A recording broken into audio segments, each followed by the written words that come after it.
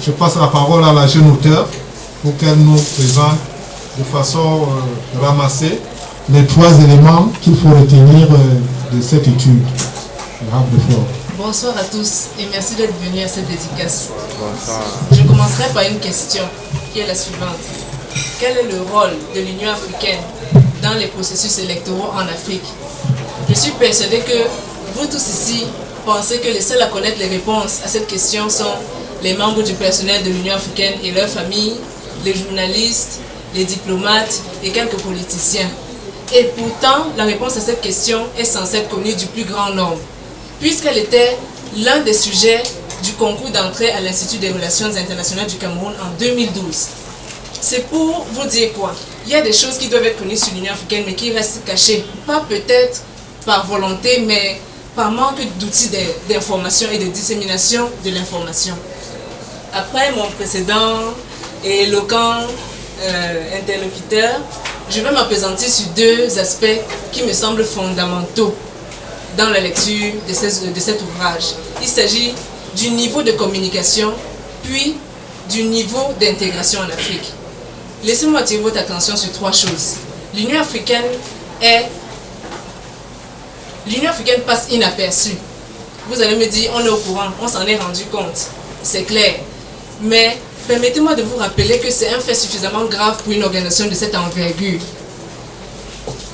Vous avez certainement suivi avec moi l'actualité de la crise israélo-palestinienne, notamment avec les morts causés du côté israélien, du côté palestinien par Israël. Plus de 1000 morts, je pense déjà. Alors que l'heure est au silence assourdissant dans la communauté internationale, l'Union africaine a posé un acte fort à son dernier sommet en juillet 2014 à Malabo. Elle a expulsé les délégations israéliennes du sommet. Elle a posé un deuxième acte fort dans la décision qui était issue de ce sommet. Elle a réaffirmé son soutien aux efforts d'autodétermination de la Palestine. Mais je pourrais vous interroger vous-même pour savoir est-ce que vous avez été au courant de ça. Voilà. L'Union africaine pose un acte aussi fort que celui-là, dans un silence assourdissant, mais l'information n'est relayée presque nulle part. Autre fait qui peut vous montrer à quel point l'heure est grave en ce qui concerne l'information sur l'Union africaine. L'Union africaine reste effacée dans ses propres champs d'action. Revenons à cette question d'élection en Afrique. Je pourrais vous dire donc que l'un des rôles de l'Union africaine est l'observation électorale, un rôle qu'elle joue d'ailleurs à la perfection. Elle déploie, à chaque fois qu'il y a élection législative ou présidentielle sur le territoire africain et même à l'extérieur, elle déploie des centaines d'observateurs qui font un travail minutieux. Ils vont jusque dans les villages pour monitorer les élections, s'assurer que ça se passe bien et reporter les défaillances ici ou là. Mais ce qui est aberrant, c'est que pour une élection qui s'organise sur le territoire africain, d'autres organisations internationales sont plus visibles que l'Union africaine. Vous verrez leurs gadgets, leurs instruments de communication partout, vous ne verrez pas ceux de l'Union africaine. Entre nous, que coûte à l'Union africaine une grosse organisation comme celle-là, la confection de drapeaux à ses couleurs, la confection de gadgets, d'oriflammes, de t-shirts ou bien de casquettes? Presque rien, mais ce n'est pas fait. Sur un terrain où elle excelle. Je prendrai un cas qui est plus déplorable. Les efforts déployés en Centrafrique.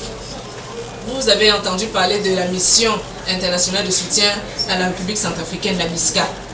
C'est elle qui prend le plus de risques. C'est elle qui va au fond sauver les populations, intervenir dans les zones les plus dangereuses. Mais devinez à qui la gloire revient, à l'opération Sangaris. Parce que l'opération Sangaris ne fait rien de spécial. D'ailleurs, elle fait du beau boulot, je n'ai rien contre l'opération Sangaris. Mais ce qu'elle fait de plus, c'est qu'elle communique. Tout le monde est au courant que Sangaris a fait ci, Sangaris a fait ça. La MISCA qui prend des risques, qui sauve des vies, qui prend vraiment plus de risques que Sangaris, bon, nous on est au courant parce qu'on est à l'extérieur. Et vous autres, vous qui avez besoin de voir que l'Union africaine est sur le terrain, vous n'êtes pas au courant. Voilà l'un des points qui montrent que sur son propre terrain d'action, elle reste effacée, ce qui ne devrait pas être le cas. Cette faible communication s'étend à plusieurs autres domaines, mais je vais arriver vite à sa conséquence. Ce sera le 3e point de mon intervention. Cette faible communication-là impacte plus ou moins, je ne dis pas que c'est le seul facteur, mais elle impacte grandement sur le niveau d'intégration régionale en Afrique. Laissez-moi vous dire pourquoi. Alors qu'on venait de clôturer les festivités du cinquantenaire de l'OUA, tout dernièrement en mai 2014, l'Afrique du Sud venait d'instaurer des mesures assez dures pour l'obtention de visas, des mesures coûteuses en temps et en argent. Le Kenya a répliqué et a instauré les mêmes mesures pour tous les Sud-Africains entrant sur son sol. Je vous dis là, il s'agit là de deux champions de l'intégration régionale. L'Afrique du Sud prône partout, bon, nous soutenons l'intégration régionale, nous finançons, nous faisons. Même chose pour le Kenya, mais tous deux ont été aussi signataires de ce document qui va permettre la libre circulation des Africains d'ici, j'oublie la date, 2063. Or, vous commencez à mettre des mesures comme celle-là sur le terrain, empêchant les Africains, vos frères, de rentrer plus facilement sur votre territoire. Donc, si on admet les deux constats qu'on a fait plus haut, on comprendra quand même que si l'Afrique du Sud, le Kenya réagissent comme ils ont réagi, et même la CEMAC, vous savez que normalement, la libre circulation devrait être effective en 2014, dès janvier passé, mais nos pays sont un peu revenus sur leur décision. Si tous réagissent comme ça, on peut comprendre que quelque part c'est aussi dû à la communication. Convenez avec moi qu'on ne peut pas adhérer, on ne peut pas appuyer, on ne peut pas s'impliquer dans ce qu'on ne connaît pas, dans ce dont on a peur, dans ce qu'on ne veut même pas. Si on n'a pas réussi à convaincre un leader ou on n'a pas réussi à convaincre un simple citoyen des bienfaits que peut apporter l'intégration régionale, c'est peine perdue. Vous ne l'attendrez pas signer un traité de libre circulation dans la zone où il a des intérêts nationaux à protéger. Ceux qui auront le plaisir de lire, par exemple, le chapitre 3 et 2, comprendront à quel point le déficit d'adhésion et le déficit d'implication sont plus ou moins reliés quand même à la façon dont l'Union africaine communique.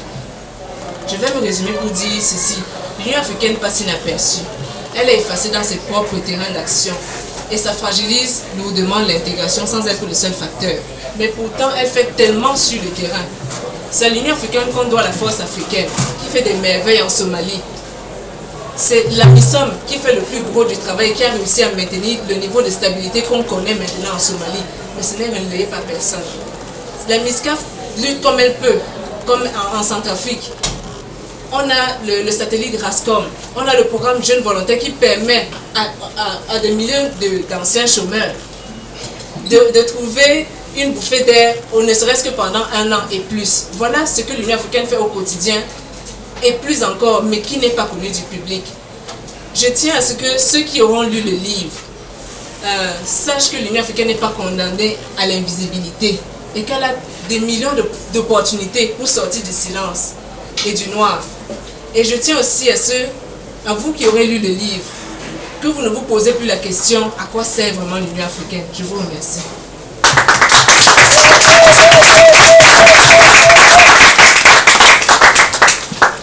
Je crois que pour une première sortie, chacun en a eu pour son compte. De toutes les façons, je ne suis pas déçu. Ça a été concret, simple, direct et nous attendons les questions tout à l'heure. Mais avant, je vais introduire le professeur Joseph Ntouda-Boudé. Je vous disais, il est enseignant de rang magistral à l'université de Yaoundé 2, où il est par ailleurs directeur des affaires académiques et de la coopération.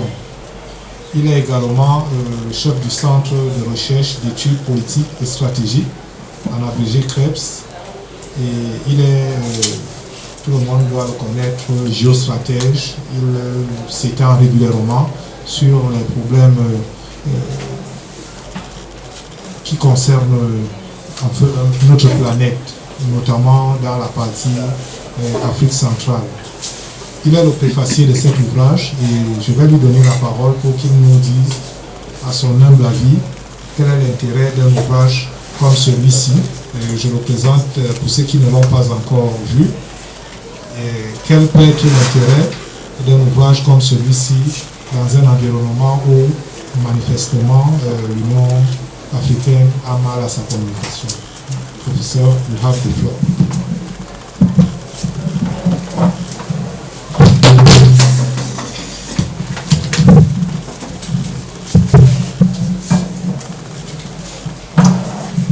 Thank Thank you very much for giving me the floor. J'ai observé que l'anglais conclut et introduit. Comme j'ai introduit, je vais la conclusion. Je voudrais d'abord m'excuser du retard que j'ai accusé pour des raisons indépendantes de ma volonté. Je voudrais ensuite répondre à l'interpellation qui m'a été adressée, celle de savoir quel est l'intérêt de cet ouvrage.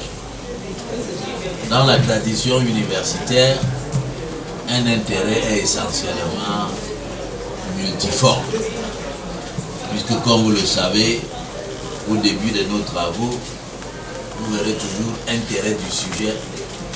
Premier tiret intérêt scientifique, deuxième tiret intérêt pratique, intérêt politique, intérêt. Cela signifie qu'en réalité, un écrit de portée scientifique est en soi un vecteur d'une multiplicité d'intérêts. Et pour ce qui concerne ces livres, ceux qui l'ont lu ou qui ne l'ont pas lu, et qui ont suivi ce qui a été dit avant que je prenne la parole, savent qu'au moins le livre traite de deux choses. Première chose, pourquoi l'intégration continentale ne marche pas. Deuxième chose, l'intégration continentale peut-être ne marche pas parce que ce qui est fait est pas tout à fait connu de ceux qui attendent l'accompagnement. Résumé ici, vous aurez compris que la première partie qui dit ce qu'est, ce que fait, ce que veut l'Union africaine à travers sa manière de communiquer a exactement des implications sur la deuxième partie, puisque il est pensé que si l'Union africaine prône l'intégration continentale et que cette intégration continentale marche à pas de tortue, c'est entre autres parce que ce qui est fait n'est pas connu. Le premier intérêt donc est un intérêt de connaissance. La connaissance, pourquoi? Non pas la connaissance comme effort intellectuel de s'accaparer ce qui est caché derrière le rideau. La connaissance au sens d'information, au sens d'acquisition de nouvelles, au sens du développement culturel. Dans le monde d'aujourd'hui, il ne suffit plus de faire. Il faut faire et faire savoir. Si vous ne pouvez pas mettre les deux ensemble, vous avez beau faire, vous n'avez rien fait. Le livre a donc un premier intérêt, c'est de montrer que entre ce que l'Union africaine fait et ce qu'on sait, il y a un fossé. Et que ce fossé s'explique parce que l'Union africaine elle-même met très peu d'efforts à dire ce qu'elle fait. Le deuxième intérêt du livre est sur la question même de l'intégration continentale. Ce travail permet de voir au-delà de la relation communication institutionnelle et intégration régionale. Ce travail permet de voir concrètement un certain nombre de faits non publiés faits par l'Union africaine. Deuxième intérêt, c'est aussi un intérêt de vulgarisation de ce que l'Union africaine fait. Et de ce point de vue, vous aurez compris qu'en réalité, l'auteur agit comme une sorte d'aide à la propulsion de la puissance continentale. Et on peut comprendre par là